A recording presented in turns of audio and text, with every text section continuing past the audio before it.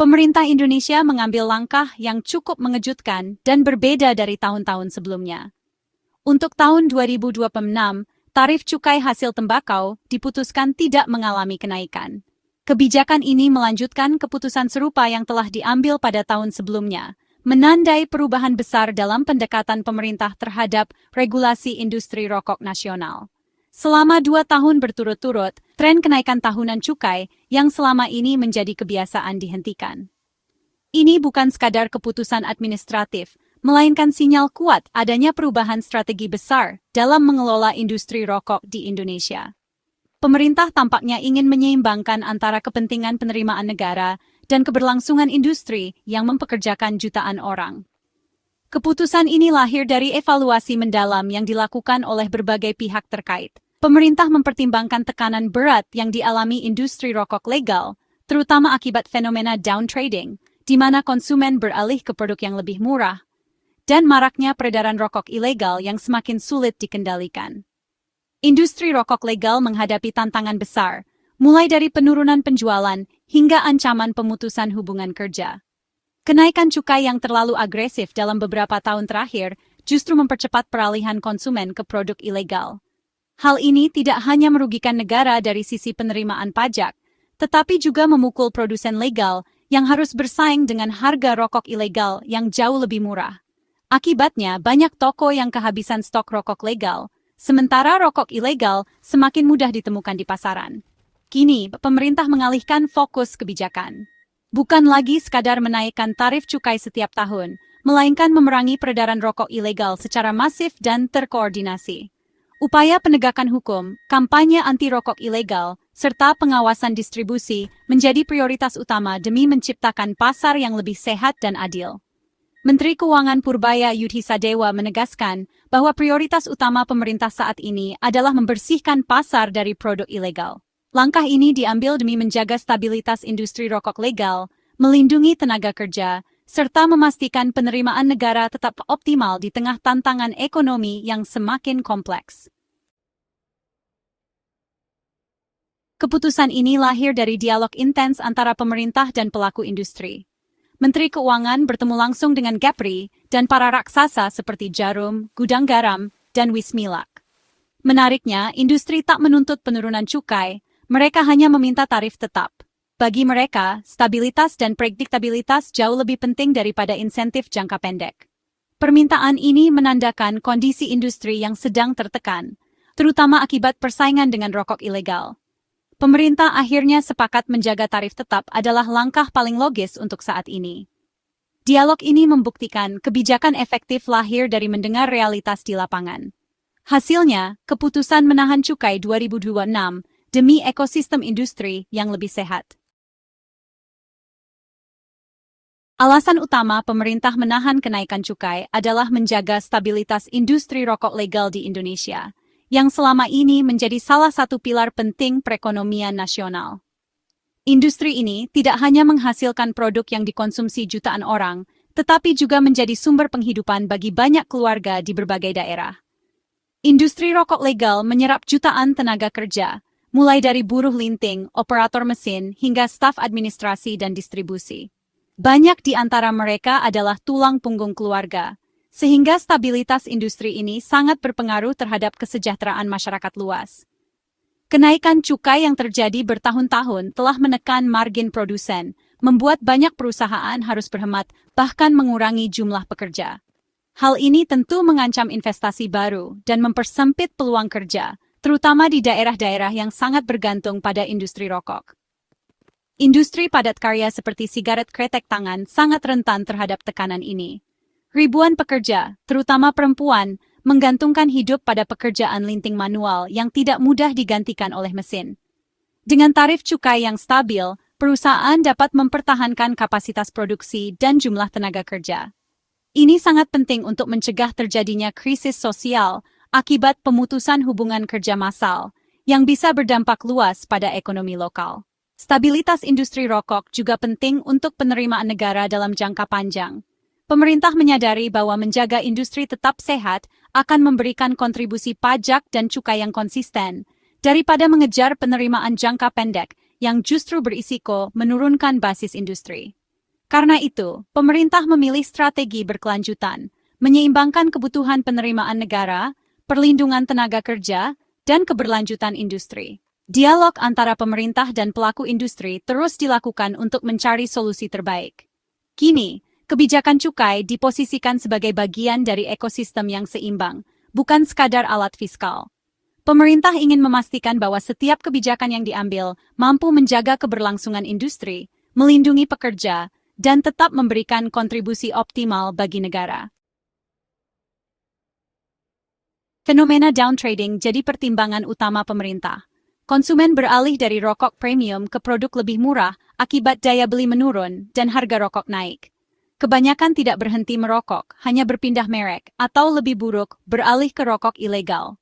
Rokok ilegal dijual jauh lebih murah karena tak membayar cukai, menggerus pasar legal. Kenaikan cukai yang agresif justru memperlebar jurang harga, mempercepat peralihan ke produk ilegal. Pemerintah sadar, menaikkan cukai di tengah tren ini justru kontraproduktif. Alih-alih menekan konsumsi, kebijakan itu hanya memindahkan konsumsi ke produk ilegal, merugikan negara. Menahan kenaikan cukai adalah langkah logis untuk memutus rantai peralihan ke rokok ilegal. Fokus pemerintah kini beralih ke perang total melawan rokok ilegal. Menteri Keuangan menegaskan, pemberantasan rokok ilegal jadi prioritas utama. Kerugian negara akibat rokok ilegal mencapai triliunan rupiah per tahun, merugikan produsen legal dan penerimaan negara. Pemerintah akan menindak tegas dari hulu ke hilir, membongkar pabrik ilegal, memutus rantai pasok, dan menindak distributor besar.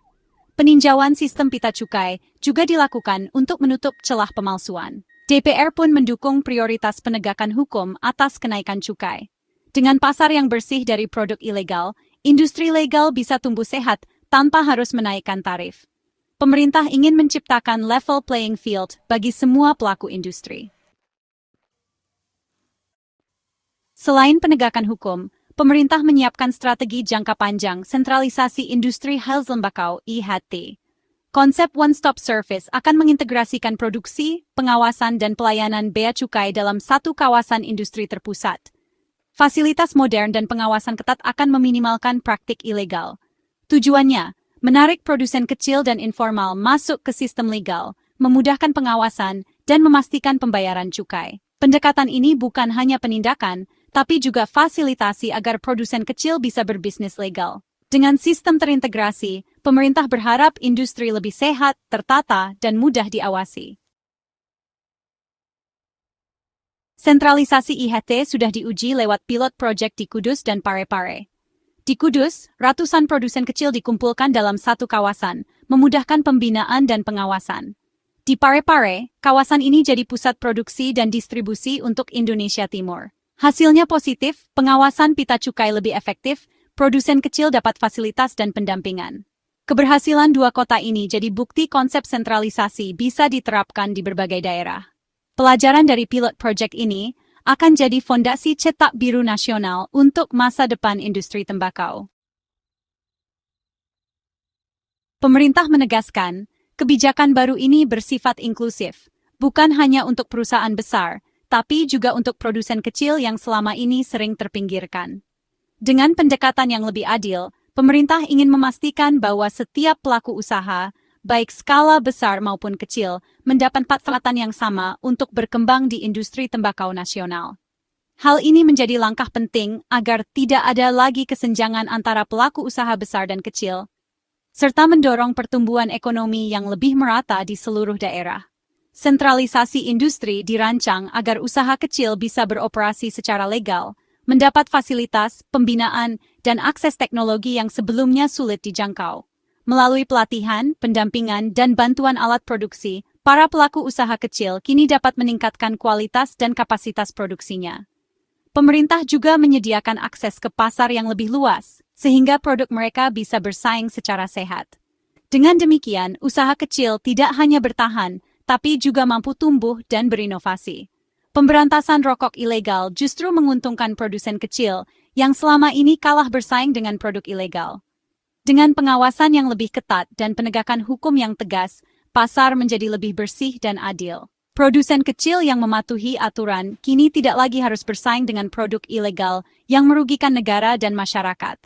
Hal ini juga meningkatkan kepercayaan konsumen terhadap produk legal yang dihasilkan oleh pelaku usaha kecil. Dengan pasar yang bersih, produsen kecil legal punya peluang lebih besar di segmen bawah. Mereka dapat memperluas jangkauan distribusi, memperkenalkan merek lokal, dan membangun loyalitas konsumen di komunitasnya sendiri. Selain itu, adanya dukungan dari pemerintah membuat produsen kecil lebih percaya diri untuk berinovasi dan meningkatkan daya saing produk mereka di pasar nasional. Visi pemerintah adalah menciptakan ekosistem industri tembakau yang sehat dan berkelanjutan, di mana perusahaan besar dapat tumbuh dan perusahaan kecil dapat berkembang bersama. Kolaborasi antara pelaku usaha dari berbagai skala diharapkan mampu menciptakan sinergi yang saling menguntungkan, memperkuat daya saing industri tembakau Indonesia di pasar global, dan memberikan manfaat ekonomi bagi masyarakat luas.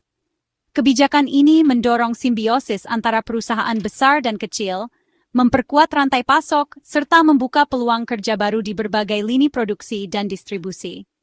Dengan adanya kerjasama yang erat, transfer pengetahuan dan teknologi pun menjadi lebih mudah, sehingga seluruh pelaku industri dapat berkembang bersama dan saling mendukung. Tujuan utamanya adalah perlindungan dan penciptaan lapangan kerja yang luas dan berkelanjutan bagi masyarakat. Dengan kebijakan yang inklusif dan berkeadilan, diharapkan industri tembakau Indonesia mampu menjadi motor penggerak ekonomi daerah, meningkatkan kesejahteraan pekerja, serta memberikan kontribusi positif bagi pembangunan nasional. Kebijakan menahan cukai dan sentralisasi industri diharapkan membawa stabilitas dan dampak positif bagi ekonomi. Perusahaan rokok legal kini punya ruang bernapas, bisa merencanakan bisnis, dan menjaga lapangan kerja. Stabilitas ini juga menjaga penerimaan negara, sementara pemberantasan rokok ilegal berpotensi meningkatkan setoran cukai. Bagi masyarakat, terutama pekerja dan petani tembakau, kebijakan ini memberi rasa aman dan menjaga daya beli. Efek domino positif dirasakan di daerah yang bergantung pada industri tembakau. Kebijakan ini menyeimbangkan kepentingan industri, tenaga kerja, penegakan hukum, dan penerimaan negara. Jika berhasil, langkah ini bisa jadi model pengelolaan industri strategis lain di Indonesia.